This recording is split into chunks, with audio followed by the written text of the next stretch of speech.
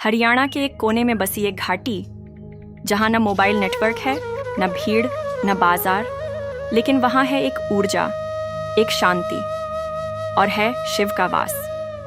इस जगह का नाम है देवल घाटी, और यहाँ स्थित है शिव का एक चमत्कारी स्थान, शिवलोत्री महादेव मंदिर। हरियाणा के पंचकूला जिले के पिंजौर क्षेत्र में स्थित देवल घाटी एक दिव्य और रहस्यमयी जगह है, और इस घाटी का सबसे प्रमुख तीर्थ स्थल है श्री शिवलोत्री महादेव मंदिर। यह मंदिर न सिर्फ आस्था का केंद्र है, बल्कि ऐतिहासिक और पौराणिक दृष्टि से भी अत्यंत महत्वपूर्ण है। माना जाता है कि यह मंदिर सतयुग या त्रेता युग से जुड़ा है, जब आर्षि मुनियों ने इस घाटी को तपोभूमि बनाया था। यह मंदिर एक स्वयंभू शिवलिंग पर आधारित है। ऐसी मान्यता है कि शिवलिंग धरती से स्वयं निकला था, किसी ने इसे स्थापित नहीं किया। जनश्रुति है कि पांडवों ने अपने अज्ञातवास के दौरान इस क्षेत्र में समय बिताया और यहाँ पूजा अर्चना की। देवल शब्द का अर्थ होता है देवताओं का निवास। इस घाटी में अनेक छोटे बड़े प्राचीन शिव मंदिर हैं, इसलिए इसे देवल घाटी कहा जाता है। माना जाता है कि यहाँ शिवजी ने भस्मासुर का नाश किया था और इस स्थान पर विश्राम किया था, तभी से इसे शिव का निवास स्थान माना जाता है। दुर्लभ प्राचीन वास्तुकला, मंदिर की शैली में शिवकालीन और पहाड़ी स्थापत्य की झलक मिलती है। नदी के किनारे स्थित यह मंदिर एक प्राकृतिक झरने और छोटी नदी के किनारे स्थित है, जिससे वातावरण पवित्र और शांत रहता है। कृत्रिम नहीं, प्राकृतिक गुफाएं।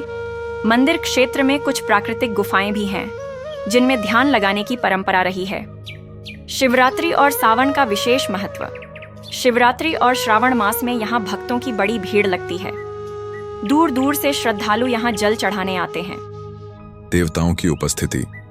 स्थानीय मान्यता है कि इस घाटी में आज भी देवता वास करते हैं और यहाँ की हवा में दिव्यता महसूस होती है।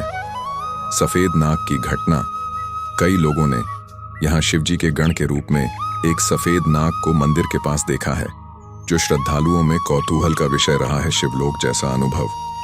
इस घाटी में प्रवेश करते ही एक अद्भुत ऊर्जा और शांति का अनुभव होता है, जैसे स्वयं कैलाश की अनुभूति हो। प्राकृतिक सौंदर्य से भरपूर। चारों तरफ हरियाली, चट्टानें, झरना और पंछियों की आवाज से यह जगह किसी स्वर्ग से कम नहीं लगती। योग और ध्यान की उपयुक्त जगह। प्राचीन आर्षियों की तपोभूमि होने के कारण यह जगह आज भी ध्यान और साधना के लिए आदर्श मानी जाती है। स्थानीय मेले और आयोजन। यहाँ हर साल शिवरात्रि पर विशाल मेला लगता है, जिसमें हजारों श्रद्धालु हिस्सा लेते हैं। शिवलोत्री मंदिर देवल घाटी केवल एक धार्मिक स्थल नहीं, बल्कि संस्कृति, इतिहास और अध्यात्म का संगम है। यहाँ हर श्रद्धालु को आत्मिक शांति मिलती है और शिव का साक्षात आशीर्वाद प्राप्त होता है। लोग यहाँ विशेष रूप से संतान प्राप्ति, रोग मुक्ति और शत्रु बाधा से छुटकारे के लिए मनोकामना लेकर आते हैं और चमत्कारी परिणाम मिलते हैं। शिव शक्ति एक रूप में पूजे जाते हैं।